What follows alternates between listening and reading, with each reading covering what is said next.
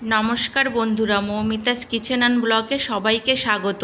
আজ আমি তোমাদের সাথে শেয়ার করব চিকেন চিজি ব্রেড রেসিপিটি শেষ পর্যন্ত দেখার জন্য অনুরোধ রইল। আশা করি তোমাদের ভালো লাগবে, আর ভালো লাগলে অবশ্যই একটা লাইক কমেন্ট শেয়ার করতে ভুলো না, আর চ্যানেলটি সাবস্ক্রাইব করে আমার পাশে থাকার অনুরোধ রইল।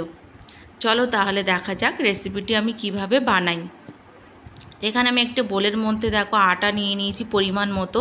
এখানে তোমরা আটার পরিবর্তে ময়দা নিতে পারো।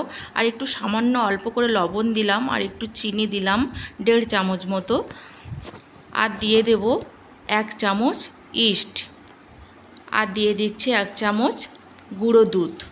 এবার সব শুকনো উপকরণগুলোকে ভালোভাবে চামচ দিয়ে মিশিয়ে নিচ্ছি। মিশিয়ে নেওয়া হয়ে গেলে এখানে আমি উষ্ণ গরম জল দেব। জলটা এমন গরম হতে হবে যাতে একটা আঙুল তাতে চুবিয়ে রাখা যায়। এবার গরম জলটা দিয়ে আমি একটা ডো তৈরি করে নেব।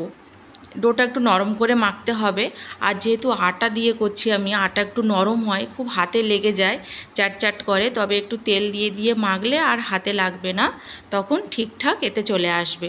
তোমাদের যদি খুব অসুবিধা হয় যে আটা হাতে লেগে যায়, একটু নরম, তোমরা সেক্ষেত্রে এখানে ময়দা দিয়ে করবে, কোনো রকম অসুবিধা হবে না।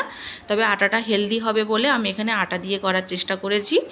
তো এখানে আমি দেখো সেই ডোটাকে আমি একটু তেল মাখিয়ে ভালোভাবে একটা বাটির মধ্যে রেখে 1.5 ঘন্টা মতো রেখে দেব।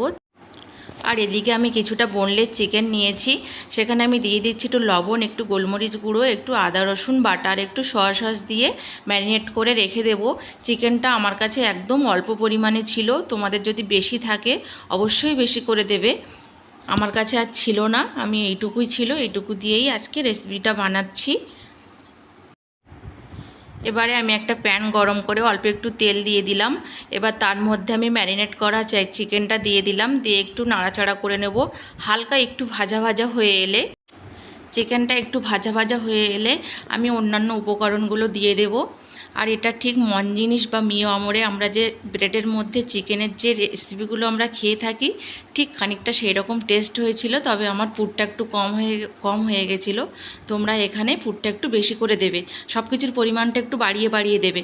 তারপরে আমি দেখো একটু গাজর কুচি দিয়ে দিয়েছি, একটু ক্যাপসিকাম কুচি, আর একটু পেঁয়াজ কুচি। এবার একটু অল্প করে লবণ দিয়ে দিলাম। এবার সবগুলোকে একটু ভালো করে রান্না করে নেব। এবার পুরটা আমার রেডি হয়ে গেছে, একটা বাটিতে আমি নামিয়ে নেব। আর এদিকে দেখো আমার সে আটার ডোটা ফুলে ডবল হয়ে গেছে। এবার আমি ভেতর থেকে চাপ দিয়ে বাতাসটা বের করে দেব। আর ওটাকে নিয়ে একটা বোর্ডের ওপরে আমি ভালোভাবে আটা ছড়িয়ে দিয়েছি। এবার ওটাকে ভালোভাবে একটু মেখে নেব। আটাটা যেহেতু নরম, মাখতে মাখতে হাতে লেগে যাচ্ছিল, তবে একটু তেল দিয়ে দিয়ে মেখেছি আমি। এবার সেই ডোটা থেকে আমি দুটো লেচি করে নিয়েছি। তার অর্ধেকটা আমি একটা থালায় আগে থেকে তেল মাখিয়ে নিয়েছি, সেখানে একটি ডো নিয়ে আমি স্প্রেড করে দিলাম, দিয়ে হাত দিয়ে ভালোভাবে ছড়িয়ে দিলাম। আর সেই চিকেনের পুরটা একটা বাটিতে নিয়ে আমি এর মধ্যে আরও একটু চটপটা করার জন্য দিয়ে দিলাম একটু গোলমরিচ গুঁড়ো, একটু চাট মশলা, আর দিয়ে দিয়েছি একটু অরিগ্যানো, আর দিয়ে দেবো একটু টমেটো কেচাপ। এবার সবগুলোকে একটু ভালোভাবে মিক্স করে নেব, দিলে পুরটা একদম রেডি হয়ে যাবে।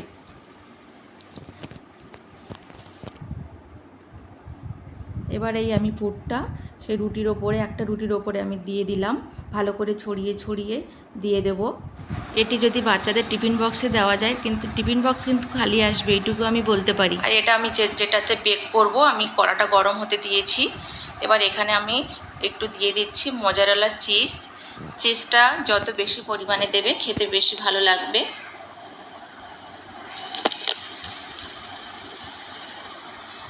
চিজটাকে আমি ভালোভাবে ছড়িয়ে দিলাম। আর একটা যে লেচি ছিল সেটাকে রুটির মতো করে নিয়ে উপর থেকে চাপা দিয়ে দিলাম। এবার সাইডটা একটু ভালোভাবে চেপে দেব যাতে বেরিয়ে না যায়। এবার ওপর থেকে একটু কালার আসার জন্য আমি একটা ডিমের কুসুমকে ভালোভাবে হাত দিয়ে ছড়িয়ে দিলাম। আগে থেকে আমি একটা কড়াই গরম করতে দিয়েছি, সেখানে একটা খবরের কাগজ আমি দিয়ে দিলাম, আর একটা স্ট্যান্ড দিয়ে দিয়েছি। এবার আমি ওটাকে বসিয়ে ভালোভাবে ঢাকা দিয়ে 30 মিনিট মতো বেক করে নিয়েছি। 30 মিনিট পরে আমি তোমাদের দেখাচ্ছি ছুরি দিয়ে যে ভেতরটা ভালোভাবে হয়েছে কিনা। তো দেখো একদম হয়ে গেছে। তো এটাকে আমি ঠান্ডা হলে, এবার গরম থাকা অবস্থায় আমি একটু বাটার ব্রাশ করে নিচ্ছি যাতে দেখতে একটু অয়েলি হয় বা চকচক করে, যাতে ড্রাই হয়ে না যায়। এবার এটাকে একদম ঠান্ডা হয়ে গেলে আমি তোমাদের তুলে দেখাচ্ছি। এটা দেখো কতটা সফট হয়েছে, কেটে আমি তোমাদের দেখাচ্ছি। দেখো ভেতরটা কত সফট হয়েছে আর কত ইয়াম্মি হয়েছে। আজ এখানে বিদায় নিচ্ছি, আবার দেখা হবে পরবর্তী কোনো রেসিপি নিয়ে। সবাই ভালো থেকো, সুস্থ থেকো।